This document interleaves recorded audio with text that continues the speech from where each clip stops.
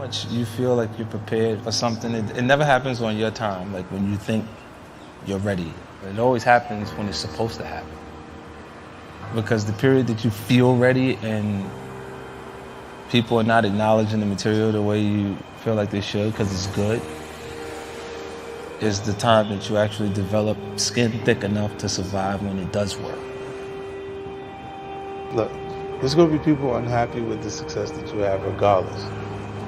You know, without knowing who you are, individuals could look and just judge you and say, I don't like that. He had that diamond goat on his neck.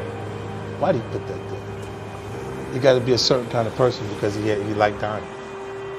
And then they can just assume that anything they would like to register negative, they can just register it negative. Some people, they have the trait of, like, let's say the person's across the street, they look at you, they don't like you across the street. Some people feel the need to go across the street to say, why, I'm a good person. I don't give a f. I genuinely don't give a f about how those people feel about me across the street because they don't care about me. Is it okay for me not to care about people that don't care about me? I mean, like, the simple things, like if you look and you go, it would be entertaining for them to see me in crisis. So if you saw that and you go, why would you care about a person who would like you to see under the worst circumstances you could be in? I feel like you can will yourself into a good space. Things that are meant to happen will. And if you believe in yourself enough, you can help yourself learn.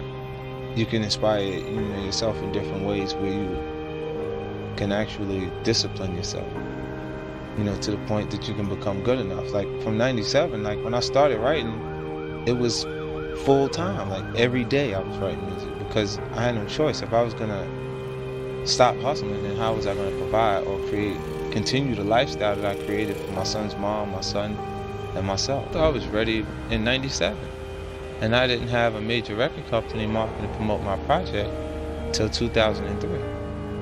So for that time period, I had to run on my own energy.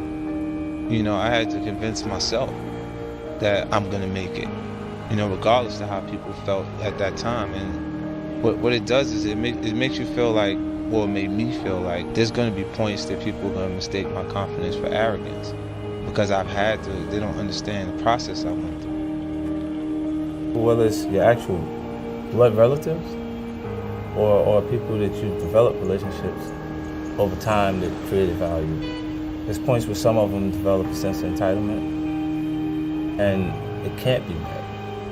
Like what they feel like they're entitled to, you can't really do that for them. They get blinded by what you've done and they're consistently saying, look what you have, versus acknowledging what you've already done or just what you've done for them personally. They'll look at it and still be like, but you have. They get into that thought process where, but you have so much based on your accomplishment. You just fall into the new rooms with new people in them and accomplish so much that they'll minimize your accomplishments. You'll look and go, okay, I need to go to work. A lot of billionaires that are out there that aren't as notable. And then when you figure out how they did it, you go, like that, so. Are they willing to share with you? Yeah. You got a Musan, it's just like, smooth, 2013. And I pull up at the light in a hoopty. I'm in a Dodge, 93 Dodge Caravan.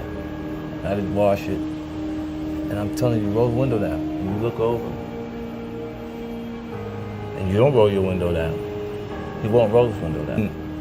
Take the same scenario, you put that guy in that Bentley at the light, and the guy pulls up next to him in a Ferrari and says, hey, roll the window down. He'll roll the window down because it was a choice. But he feels like you may have something to say of value to me just on presentation. Like I say this to younger actual, guys out there to kind of fit the description.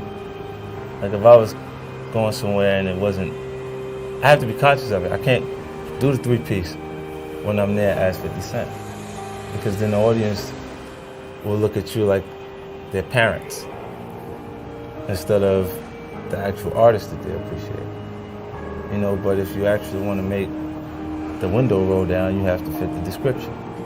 Make those relationships, to talk business, more Curtis than 50 Cent. when they see you go up, they'd like to see you come down. It's the artist community that does this.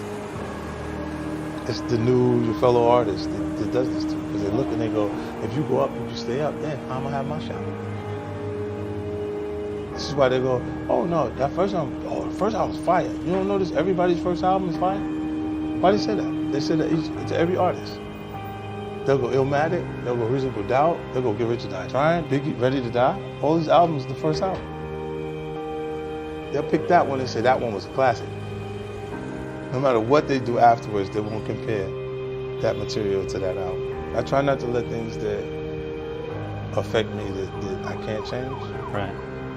You know, you can't change publicly how people perceive you. At points you see the harshest things ever. You think the timing will just be, you just be in an emotional state where you can't really, you're not tough at the moment, sensitive because you're not paying attention, and you see some shit publicly that a person said about you that you go, whoa.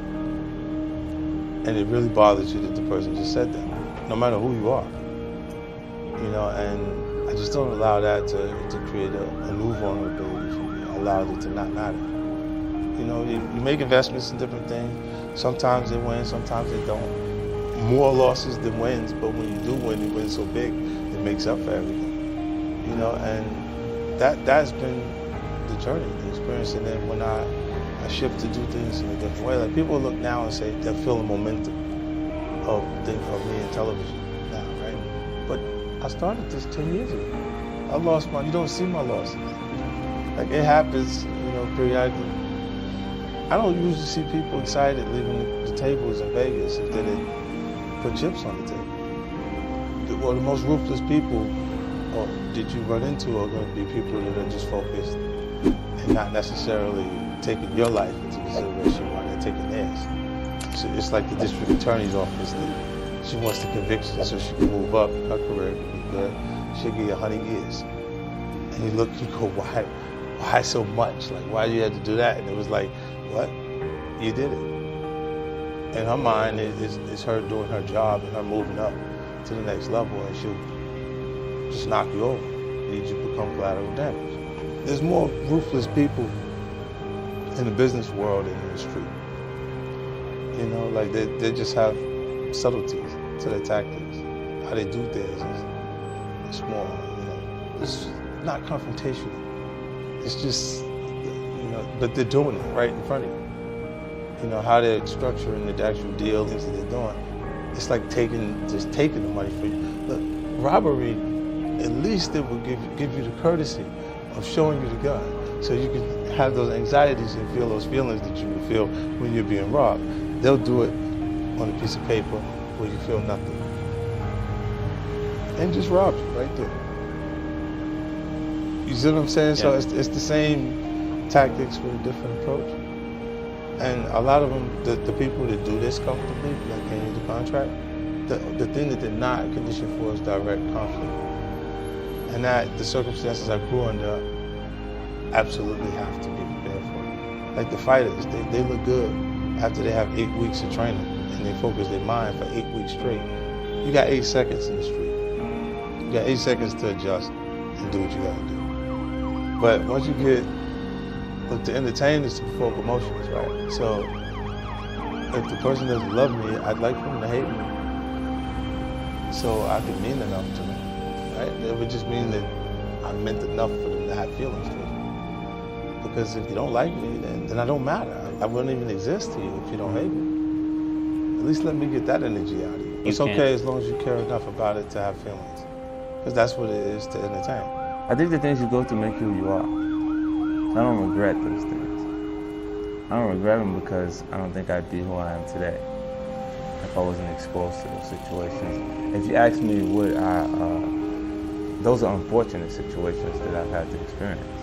If I had a choice, I would have definitely went in a different direction. But under those circumstances, when you're in an environment where you meet aggression with aggression, or you're deemed weak, and the weak becomes the prey, you gotta kind of back people off of you at different points. And when you're willing to go as far as further than the other guy, you always prevail. You always end up on top. It's like the kid in the schoolyard that doesn't want to fight always leaves with a black eye, because as soon as the other kid identifies he doesn't want to fight, he hits him.